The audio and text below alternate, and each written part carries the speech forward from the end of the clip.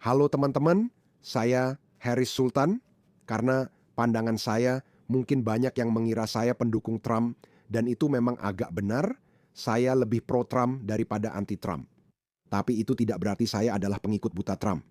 Itu juga tidak berarti saya menyetujui semua yang dia katakan atau lakukan. Misalnya, seumur hidup saya tidak bisa mengerti kenapa dia tidak tegas terhadap Putin. Saya benar-benar tidak mengerti itu. Saya pikir dia seharusnya melakukan itu, tapi saya juga mengerti kenapa dia tidak melakukannya. Karena saya rasa saya cukup memahami karakter dia. Saya tidak mengaku memahami pikirannya, tapi menurut saya memahami siapa dia sebenarnya tidak sesulit yang dibayangkan orang.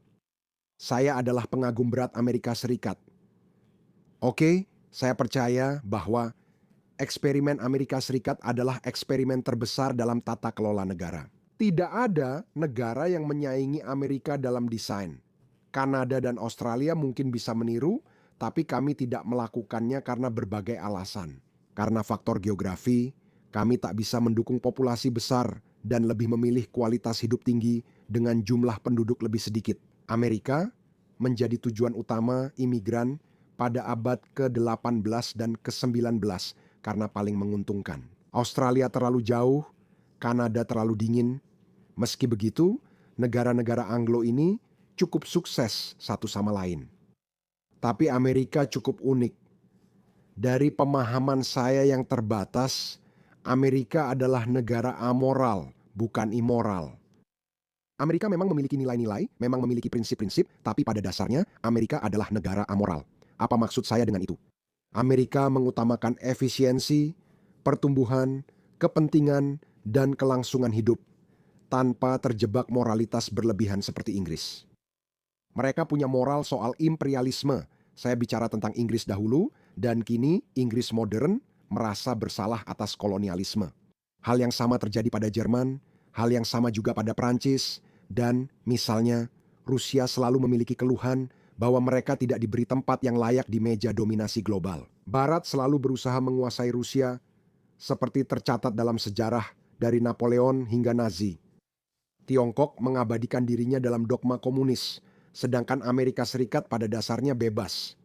Amerika Serikat selalu mengutamakan efisiensi, produktivitas, dan kelangsungan hidupnya sebagai mesin pertumbuhan tanpa hambatan apapun. Kelompok kiri Amerika kini mencoba membuat Amerika merasa bersalah atas sejarah perbudakannya. Tapi saya pikir Amerika akan keluar dari situasi itu, dan inilah alasan saya yakin Amerika akan melakukannya. Dan inilah alasan saya yakin Tiongkok tidak akan bisa mengalahkan Amerika. Amerika adalah negara bebas yang selalu produktif dan berkembang dengan sedikit intervensi pemerintah. Inilah alasan saya sangat mengagumi Amerika. Amerika memang unik secara desain. Banyak yang mengira Amerika kekuatan imperialis, padahal mereka kurang memahami. Mereka hanya punya keluhan sepihak, cita-cita tinggi, dan dogma moral mereka sendiri yang menjadi kacamata mereka dalam memandang Amerika. Pikirkan, di tahun 90-an, Amerika ekonomi terbesar, tapi tidak membangun militer atau angkatan laut untuk menguasai dunia. Amerika tidak peduli, itu maksud saya. Amerika fokus pada kemakmuran, efisiensi, pertumbuhan, sementara Jerman, Inggris, dan Prancis mengamati Amerika sepanjang abad ke-19. Mereka berharap bahwa eksperimen demokrasi Amerika ini akan gagal, tapi ternyata tidak gagal. Memang hampir gagal saat Perang Saudara, tapi tidak gagal. Dan setelah Perang Saudara berakhir, Amerika bangkit kembali dengan sangat cepat. Itu dikenal sebagai zaman keemasan, ketika Amerika, seperti yang saya katakan, pada tahun 90-an, tanpa diragukan lagi menjadi ekonomi terbesar di dunia. Tapi tetap saja, Eropa tidak memahaminya. Mereka tidak menghormati Amerika. Mereka hanya bisa menghargai pertumbuhan industrinya. Namun, ide mereka soal dominasi dunia berfokus pada militer besar, penaklukan negeri asing, dan kolonialisme. Amerika tidak peduli dan tidak ingin mendominasi dunia, meski ada doktrin Monroe yang menjaga kekuatan Eropa di luar Amerika Serikat. Amerika tidak berniat menyerang atau membentuk koloni, kecuali Filipina yang punya alasan tersendiri. Amerika sebenarnya bisa membentuk tentara besar, tapi tidak melakukannya. Setelah Amerika terlibat di Perang Dunia Pertama, negara ini kembali mengurangi angkatan laut dan militernya. Sebenarnya, Amerika bisa saja berkata, "Oke, kalian tahu apa? Saya bisa saja mendukung pangkalan global, namun Amerika tidak melakukannya, dan akhirnya terseret ke Perang Dunia Kedua yang sebenarnya tak diinginkan." Kita tahu Amerika awalnya isolasionis, dan tak mau ikut Perang Dunia Kedua hingga Jepang menyerang Pearl Harbor dan Hitler menyatakan perang pada Amerika. Namun setelah menang Perang Dunia Kedua, kekuatan demokrasi lain seperti Inggris dan Prancis sudah kelelahan. Tiongkok belum terlalu besar saat itu. Uni Soviet sangat bertentangan dengan dunia bebas. Jadi setelah berakhirnya Perang Dunia Kedua, Amerika Serikat tidak punya pilihan selain mempertahankan kehadirannya di Eropa dan semacam menjadi polisi dan penjaga dunia bebas. Amerika memang tidak punya pilihan selain menjadi seperti itu. Inilah alasan saya sebut Amerika adidaya tanpa sengaja. Jika Amerika pulang dan biarkan Eropa sendiri, siapa tahu mungkin bisa terjadi Perang Dunia Ketiga. Uni Soviet bisa maju pesat dan mungkin menguasai Jerman Barat serta Prancis, siapa yang tahu. Kekuatan militer membawa hak istimewa. Amerika Serikat dapat membuat aturan dunia dan menurut saya mereka menciptakan tatanan dunia yang cukup baik. Itu sering saya katakan. Amerika Serikat sebenarnya bisa dengan mudah menginvasi Jerman Barat, Prancis, atau Inggris. Trump mengatakan bahwa mereka mengembalikan Greenland ke Denmark, negara yang dulu pernah ditaklukkan Jerman. Ngomong-ngomong, menurut saya itu adalah keputusan yang tepat karena Amerika, menurut pandangan saya, adalah kekuatan yang baik, bukan kekuatan imperialis. Amerika tidak menaklukkan negara-negara lain. Hal itu dan tindakan Amerika belum pernah terjadi sebelumnya. Negara-negara tidak akan secara sukarela menyerahkan wilayah yang sepenting Greenland demi keamanan Amerika sendiri. Itu menunjukkan karakter baik dari Amerika Serikat. Itulah pandangan singkat saya tentang Amerika dan alasan saya mencintainya. Tanpa Amerika, dunia akan sangat gelap. Australia sangat jauh dari negara-negara bebas lain. Tanpa dukungan Amerika, kami sulit melanjutkan cara hidup kami. Setelah Perang Dunia Kedua, Amerika membentuk tatanan berbasis aturan. Ini juga bukan jalan satu arah. Amerika mendapat akses khusus ke pangkalan militer di dunia untuk menunjukkan kekuatan dan melindungi kepentingan finansial dan politiknya. Negara seperti Jerman, Prancis, dan Kanada hanya menjadi pemain kedua.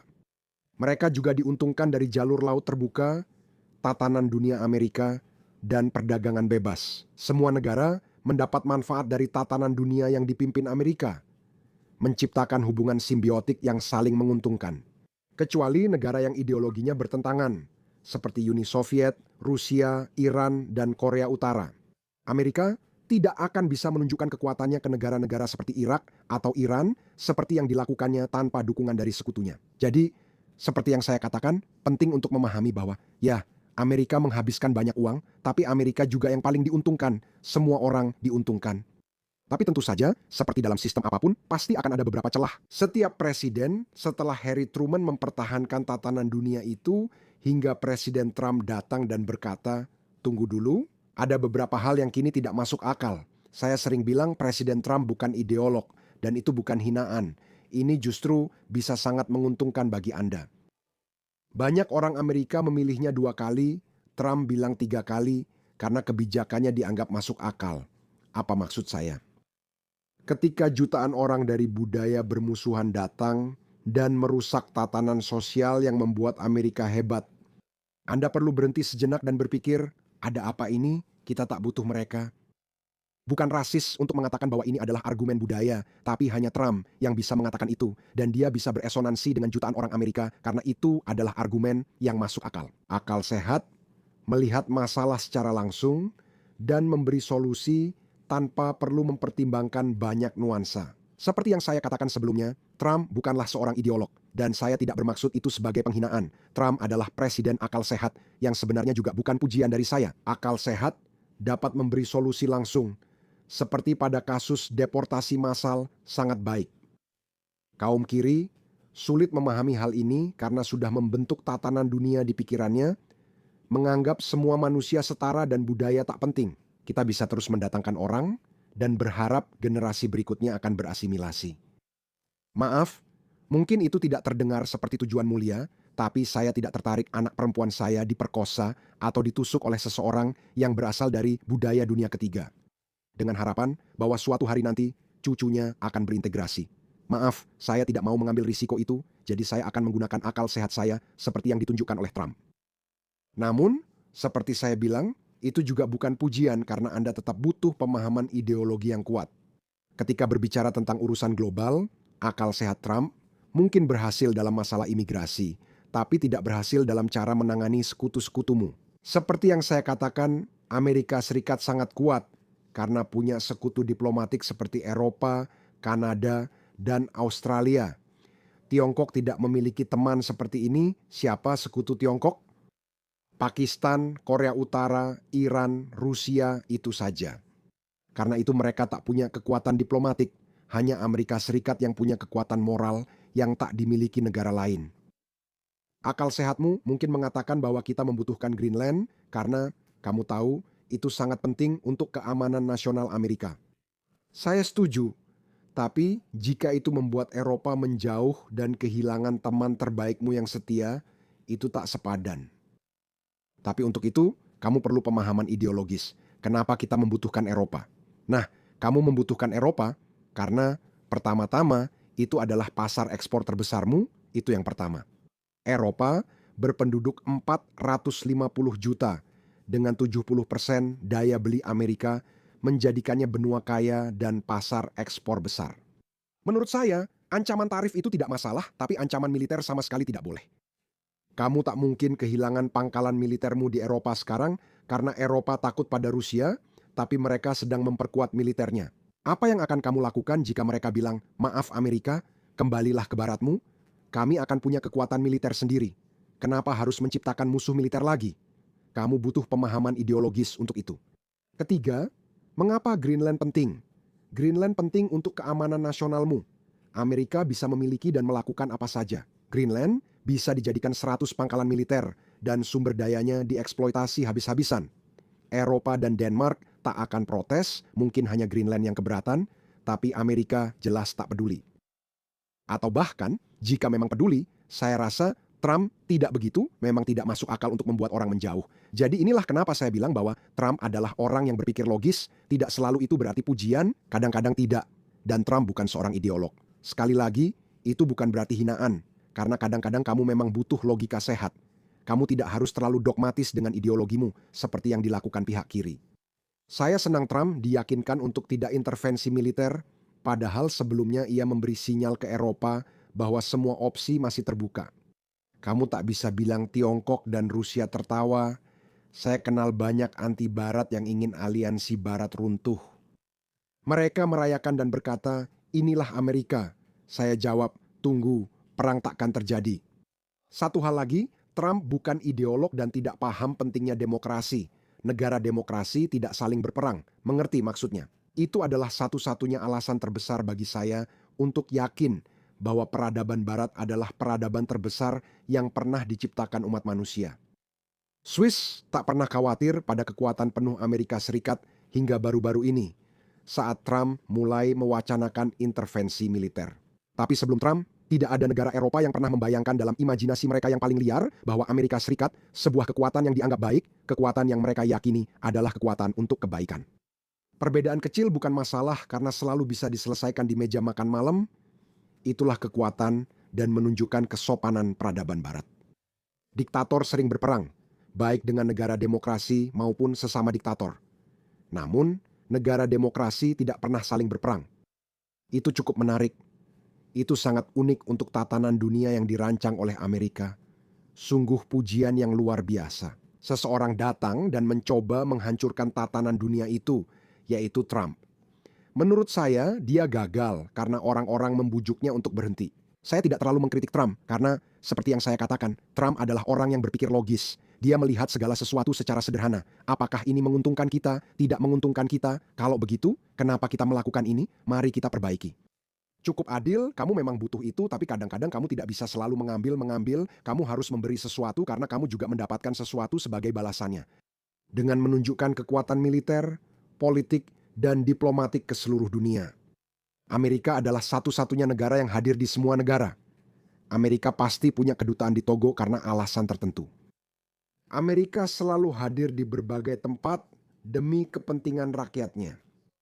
Saya tahu banyak orang tak ingin kita jadi polisi dunia, tapi maaf. Ini menguntungkan Amerika, sebab jika tatanan dunia runtuh, kita kembali ke politik. Kekuatan besar pra-1945. Bisakah Anda memastikan bahwa Rusia atau Tiongkok tidak akan mulai menduduki atau menaklukkan negara-negara lain? Bisakah Anda memastikan itu? Inilah mengapa saya bilang, tanpa kekuatan Amerika, dunia akan jadi suram, kata Trump. Saya mungkin bertele-tele, tapi Anda paham maksud saya. Saya senang bahwa negara-negara demokrasi tidak akan saling berperang karena itu belum pernah terjadi dan kita harus selalu berusaha untuk mempertahankannya seperti itu. Ini di atas nasionalisme.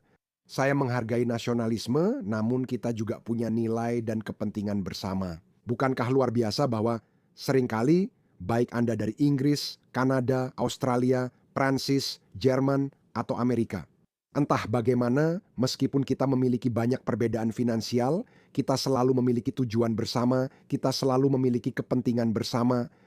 Itu poin utama yang memastikan negara demokrasi tak berperang satu sama lain. Amerika tak akan menyerang Inggris hanya karena British Petroleum menang kontrak di Samudra Hindia.